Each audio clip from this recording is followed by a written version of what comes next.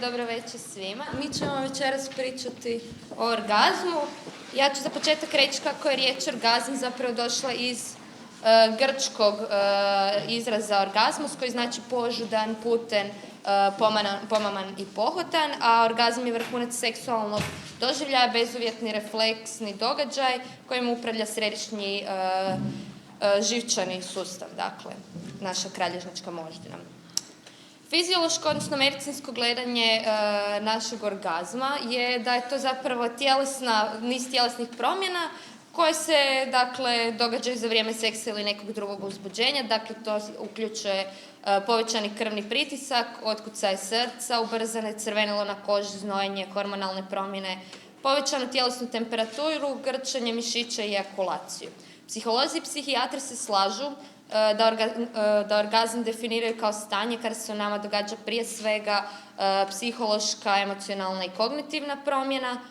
Kako dolazi do orgazma? Dakle, pri samom početku seksualnog kontakta dolazi do postsinaptičke ekscitacije i hormoni koje nadbubrežna žlijezda luči, dakle, adrenalin u naš krvotok, uzrokuju podrhtavanje svih mišića, ubrzavaju puls, produbljuju i čine da nam zastaje dah, suši se grlo, pojačaju se izlučivanja znojnice, šire zjenice, smijenjaju se rumenilo i bljedila, povećavanje izlučivanja adrenalina i uzrokuje rast količine šećera u krvi. Pod utjecajem spolnih hormona, testosterona i estrogena, za vrijeme spolnog uzbuđenja u cijelom tijelu nastaje niz promjena što se tiče tonusa mišića i živaca i to uzrokuje da smo, dakle, napetiji i da krv pojačano ulazi u sva tkiva i naše organe, pa između ostalog i klitoris te muški spolni organ.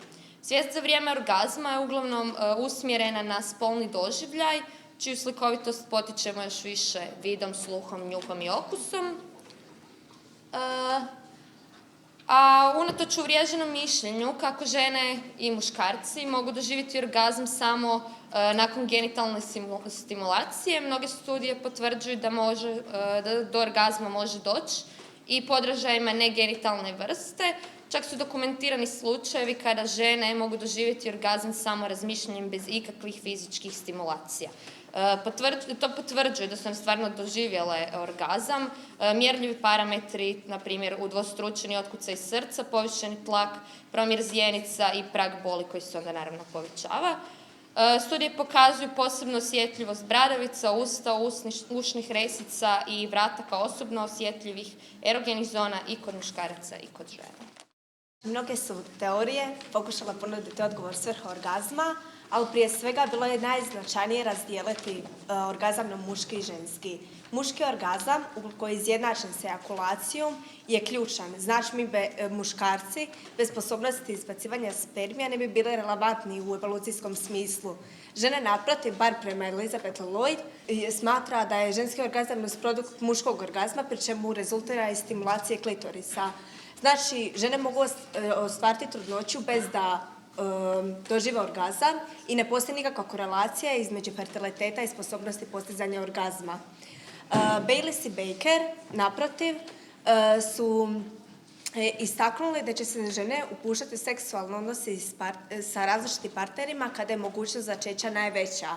Dakle, jedna od vodećih funkcionalnih hipoteza je ta da je orgazam zapravo dizajniran sa svrhom selektivnog zadržavanja sperme.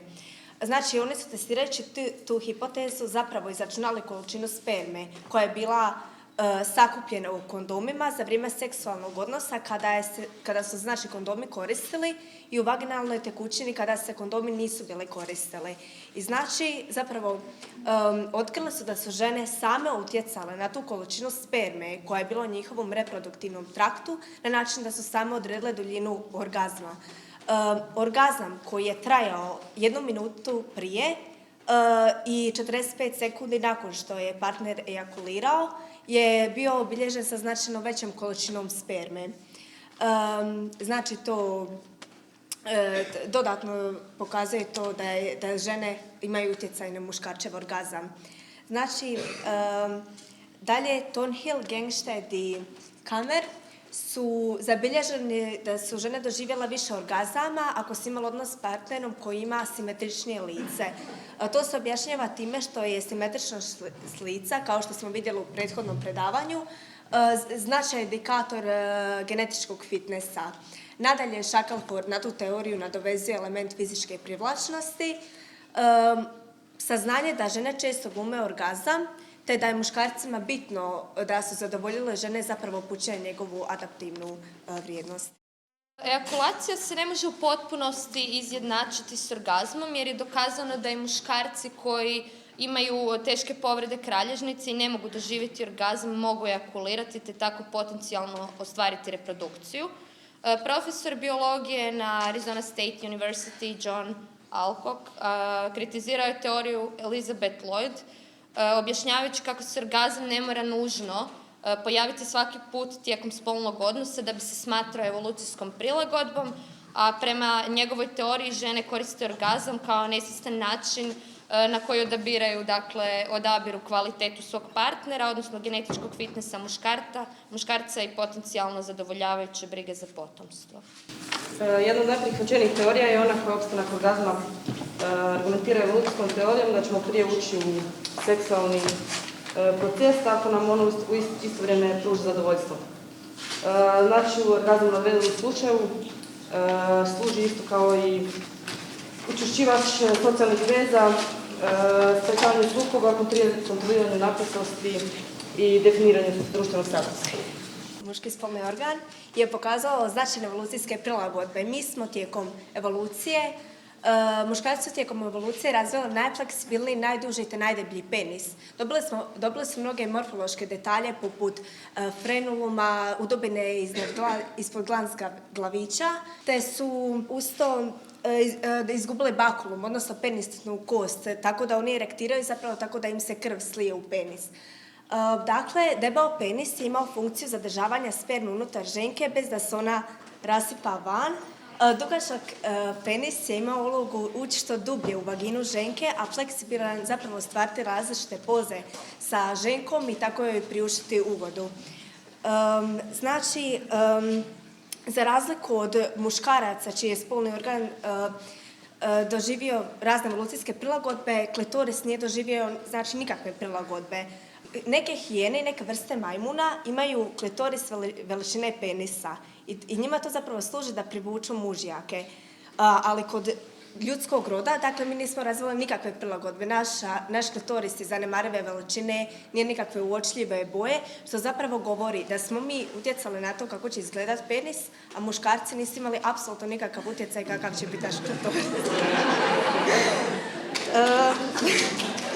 Nadalje, imamo i Desmonda Morrisa koji je stao malo na vašu mušku stranu i u svojoj knjige The Naked Ape zapravo govorio kako je svrha orgazma izazivanje umora kod ženke, pri čemu bi ženke trebala ostati u horizontalnom položaju i spriječiti izlijevanje sperme.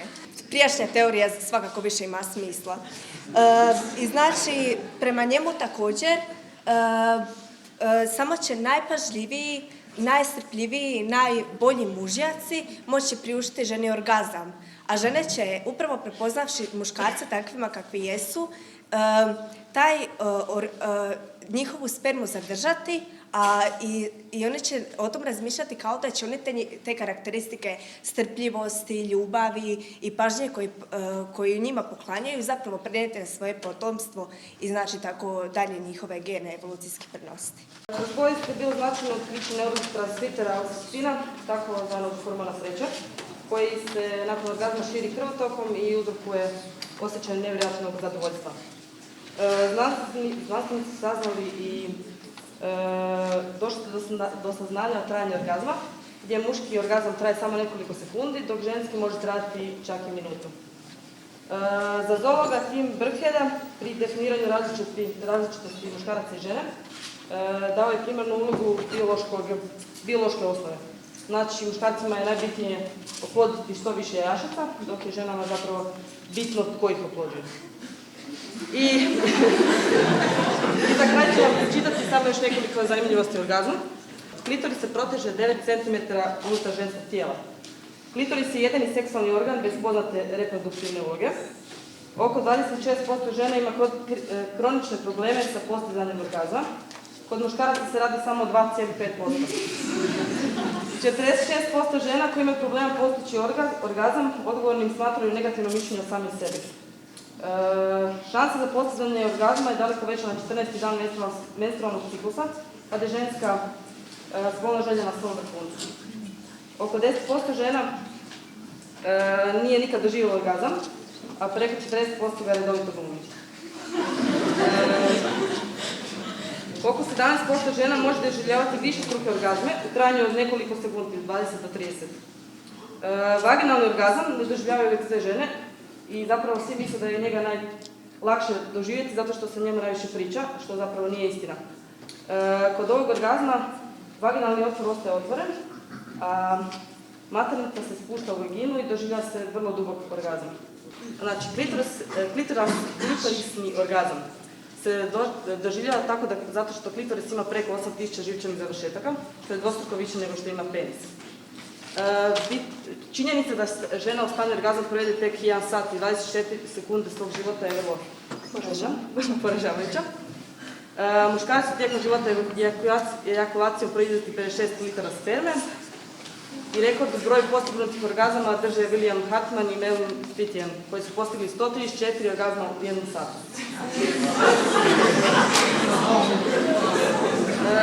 62% žena s visokim obrazovanjem ima probleme sa postizanjem orgazma, dok je kod žena sa slabijim obrazovanjem ovaj postotak mnogo manji, 38%. 86% muškaraca priznalo da više uživaju u seksu ako je njihova partnerska intelektualno inferiornija.